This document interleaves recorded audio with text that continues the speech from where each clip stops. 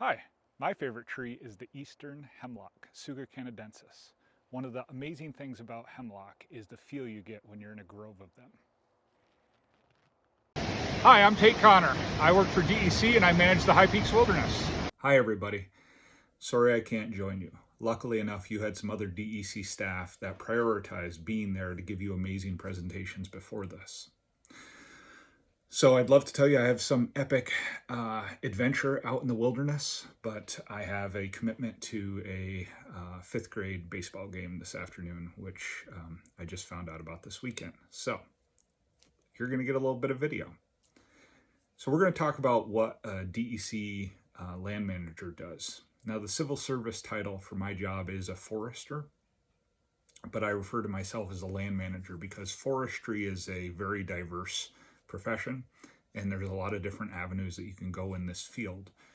Everything from commercial timber harvesting to urban tree management. There's public sector and private sector of all sorts of aspects and nuances of forestry. In the DEC, we also have the spectrum of forestry positions that this one civil service title can do. But within the Adirondack Park, we have a very small group, actually the Adirondack Park and the Catskills, we have a very small group of forest preserve managers that manage the forest preserve that are forester and environmental program specialist titles. They are all land managers. They are managing wildlands that is not for timber harvesting. And that's what this presentation is going to focus on.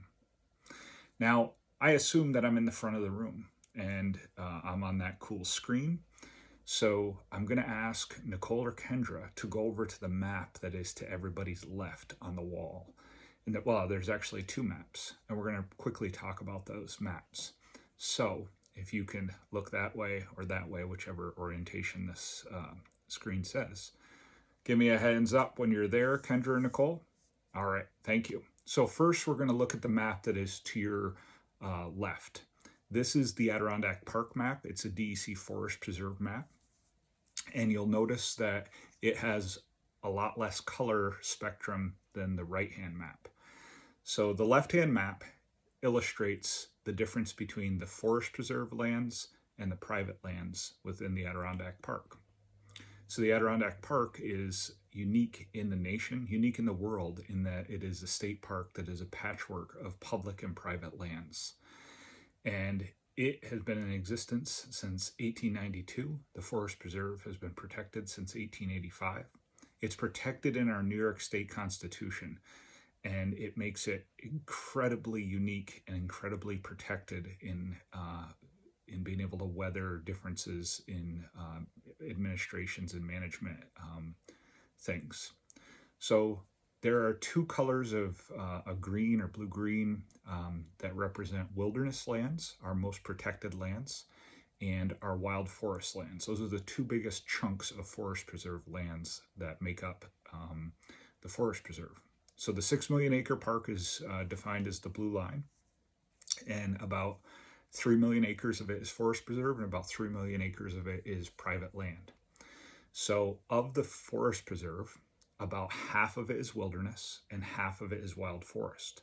There's a few other different classifications like historic area, intensive use areas, places like Fish Creek Campground, the Whiteface ski resort. Those are all intensive use places. But we're going to talk about wilderness and wild forest lands. All the other colors, there's brown and colors that are not green on that map, are the colors of private land. Now, the private land is where you live, where I live. It's all the land that is not publicly owned. And inside this park, everybody has their right to their private lands. However, we also have a unique scenario where we have what's referred to as easements. There's conservation easements, which the state or other parties purchase on private lands in order to help protect open space, working forest, or to provide access. So some of our conservation easements are to keep development in check, to keep large tracts of forest intact so that they can be working forest or preserved. And other of them are for recreational access. So one great example of that is down in Keene in St. Hubert's. There is the Adirondack Mountain Reserve, the AMR.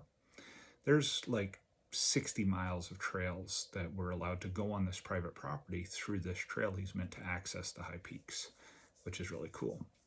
So this map is awesome because it shows kind of the macro of here's the park, here's the public land, here's the private land, and you can see by now Nicole or Kendra has waved their hand up and down and shown you the different things of those colors. Now if we'll shift over to the right thing, this is going to be APA in 1 minute or less. So the Adirondack Park Agency is another agency. They're across the parking lot. If you look out the windows, they are a regional regulatory agency. They're split into two parts. One is the private land, and we're looking at the map on the right. It looks like a fruit salad map.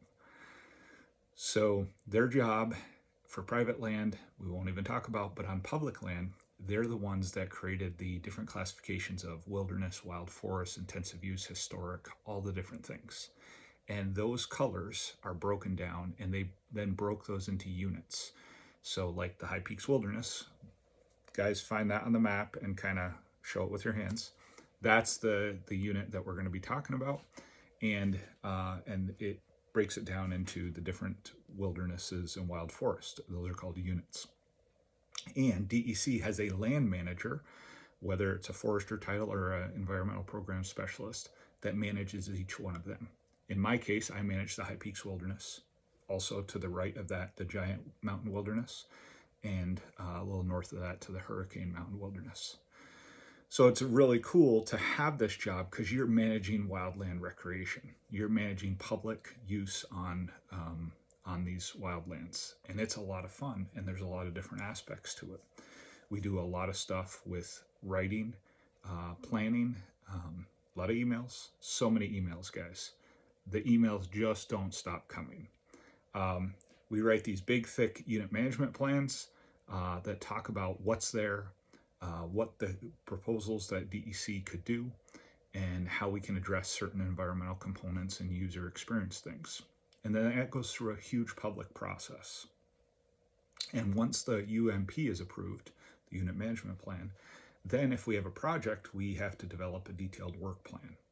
So there's a lot of planning, a lot of clickety-clack on the computer, but hopefully in the rest of the video, you're going to see there's a pretty good trade-off for some of that stuff. So I'm guessing that you guys are teenagers. I went to school, Paul Smith College, back before it was a four-year school. I got an associate's in forest recreation. I went on to get a bachelor's in forestry. And the forest recreation side of my degree is what I use in this job. So if you had asked me at the time going into school what I thought I was going to do versus what I do, there's two things that I often think of. One is I would have never, ever, ever imagined that I talked about poop as much as I do. Hey, teach, is it okay? Just we'll keep it clean. We talk about human waste and poop a lot because of privies, because of outhouses, because of porta-johns. Human waste management on the forest preserve, on public lands, is not glamorous, but it is definitely a part of our job.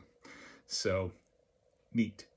The other thing is that we talk about a lot is user experience. The thinking about how the people interact with the landscape, with the trails, and some of the nuances of that, whether it be how people approach hiking, how people camp, how people enjoy things. And that is a ever changing and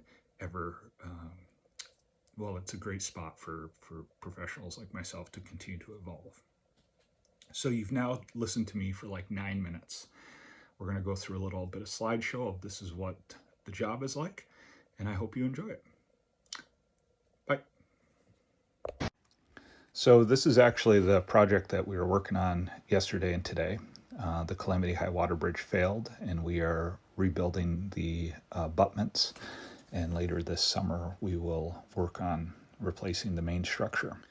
This next bit is just kind of a slideshow of all sorts of different projects. Everything from trail construction to privies, stuff that's happened with the High Peaks Trail Crew. Though the bulk of our work as land managers is the management side of it, one of the great things is the amount of field work and the hands-on opportunity to get out there and do these different things. This is rock drilling by hand, where he is drilling a 1-inch hole in the rock. This is a section of showing how the process is built. Here we show about privies. Got to watch out what's in the hole. A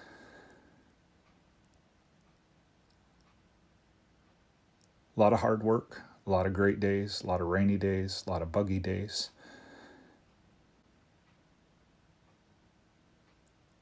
One of the cool things about wilderness is the reliance on hand tools and primitive skills, and this is something that I have a personal interest in and have always enjoyed. And this job and managing the largest wilderness in the Adirondacks provides quite a little playground to experiment with those things. This is called single bucking. This is with a crosscut saw. This is part of a training setup we're getting ready to do. And until I was doing the voiceover, I didn't realize how long this was. But it's filling time, and it's hard work. And some people say, hey, that's not as fast as a chainsaw, but it gets to the desire and the character of wilderness. And that's a lot lighter than carrying a chainsaw. Plus, you don't have to worry about staying warm.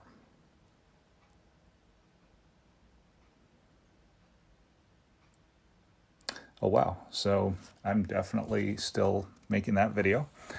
Guys, don't grab your phones. Everybody kind of stay focused.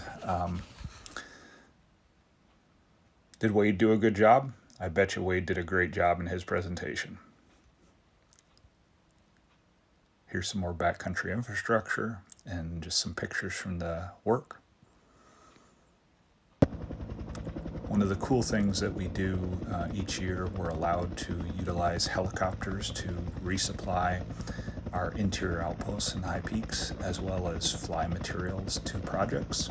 So the lumber that you saw where we were shaping the wood to the rock, that was flown via helicopter this spring. Here we have the New York State Police helicopter taking off, and they're hovering over, and they're going to get belly hooked by a forest ranger, and then they're going to take a sling load of material into the backcountry. And this is a really fun part of the job because, well, who wouldn't like being around helicopters? And it makes it possible to get material in a very efficient way, so we can do all sorts of projects. This year we had 13 different locations that we flew material to affect projects. So everything from lean-tos and outhouses to firewood for the outposts, bridge materials, a lot of amazing projects are on the horizon for 2026.